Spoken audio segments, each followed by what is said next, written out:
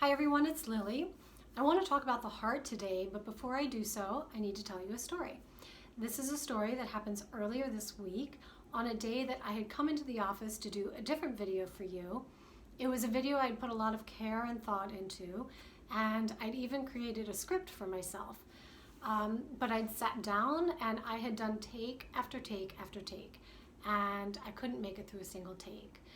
With each failed attempt, I would rewatch it to try to figure out what had gone wrong and try to learn from it and make it better.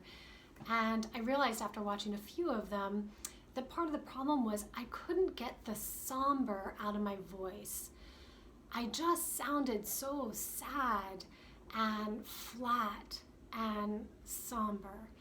And not only that, I kept getting lost in the logic. So even though I had a plan and a script to follow, it's like my mind couldn't stay present to it all the way through, and I just kept getting lost in my thoughts. So I realized my heart wasn't in it. Now, in Chinese medicine, our heart is responsible for our capacity to be fully present to each moment, fully engaged in each moment. And so in order to speak from the heart, it requires a degree of animation of the heart so that you can be present. And that day, I just couldn't muster it. I just didn't have it in me. So I went home, tail between my legs, more despondent than before, and did the one thing that I have reliably been able to do recently, which is I spent the rest of the day working outside.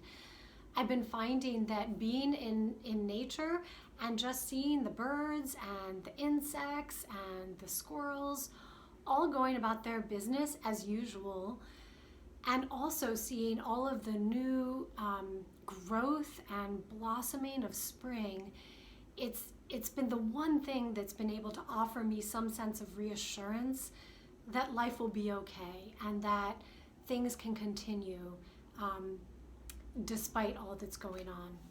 So the problem is I have been spending so much time outside that I have run out of tasks to accomplish outside.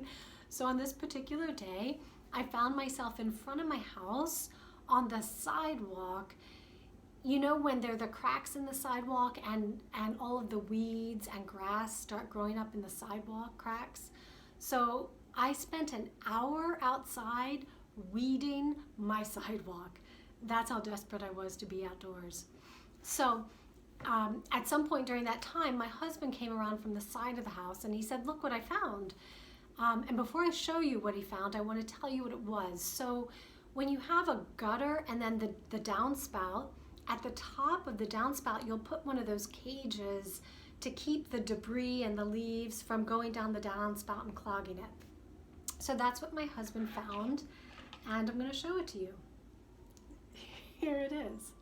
So he hands me this, and it literally took my breath away, because here is this object that can in no way fulfill the purpose for which it was designed anymore.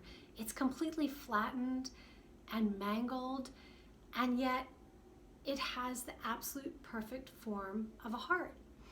And I was actually practically moved to, not quite tears, but I was really moved by this, I think partly because I can relate so much to this mangled heart.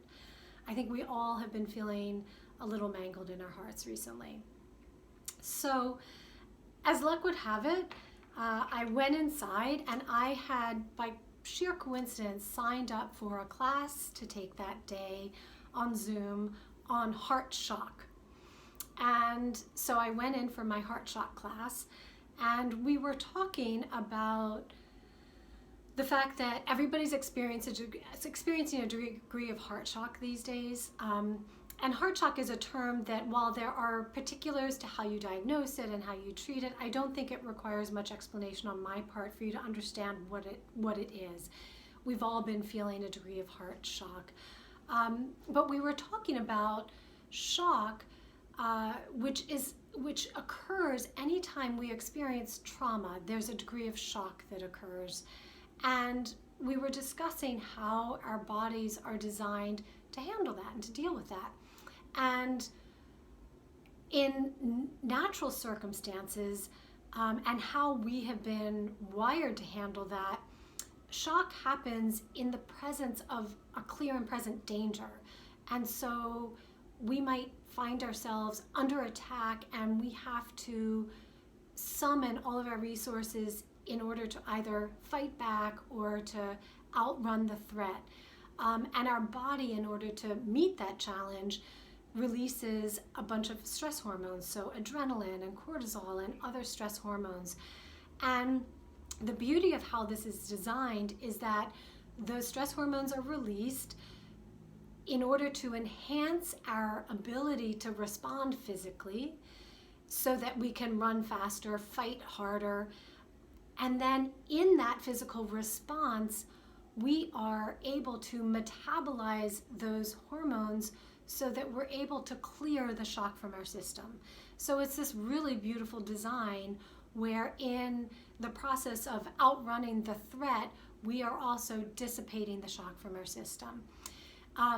When that can't happen, the other form this will take is sometimes you'll see animals or people in the wake of a shock, they will start shaking, and the shaking is also our body's way of dissipating that from the system.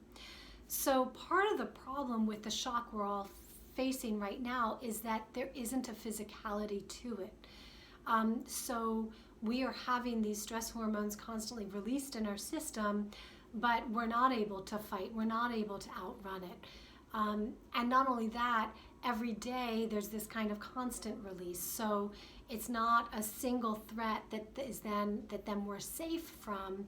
There's this constant release of these hormones. So part of the discussion was about how we, in our practices, can help clear this from people's systems, but not being in the treatment room these days, some of the discussion also was about other ways of handling this. And one thing that came up was the role of laughter as a potentially powerful way to address heart shock.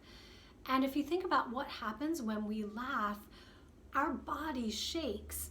So we are literally shaking, and in that shaking, helping to dissipate some of that shock. And after a really good laugh, oftentimes you'll feel this kind of ease in your heart, and you'll feel more relaxed, and you'll feel that relief.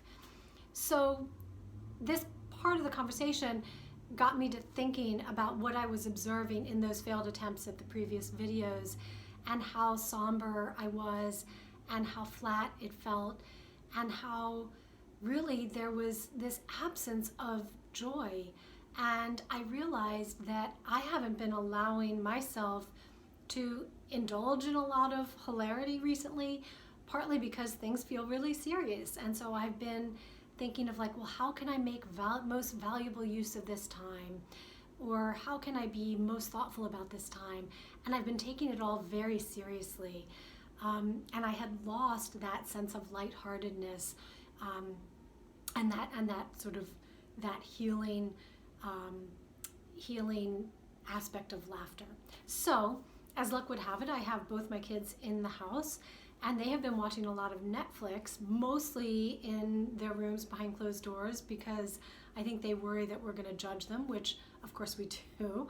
And my son had commented on this particular show that he was so excited. One of his favorite shows was now available on Netflix, and it's called Community. And if you watch Community, don't judge me. It is basically just good, stupid TV. And so I decided that I should watch Community. So that night, my daughter and I got in bed. My son was doing something else, but we got in bed together and we watched the first 2 episodes. And I have to say that, yes, it was not like great art or anything like that, but it was the perfect medicine. So in the beginning, I found myself not really laughing, and then I found myself kind of laughing, but almost reluctantly. But by the middle of the second episode, something switched, and I just started laughing, and I just couldn't stop. And my daughter also. And at the end of the show, we turned it off, I went to bed, and that night I slept better than I have slept for weeks. And that's how I knew that it was good medicine, because part of what happens with heart shock is that we are in that ever vigilant state of kind of adrenaline, and it's really hard to sleep. And so insomnia can be one sign of shock. But I slept like a baby that night, and so I leave you with the advice that to whatever degree you can find some hilarity and some humor, even if it's in the form of bad TV, please indulge, and think of this heart. And yeah, laughter does a lot to kind of reanimate that and bring it back to life. All right, thanks.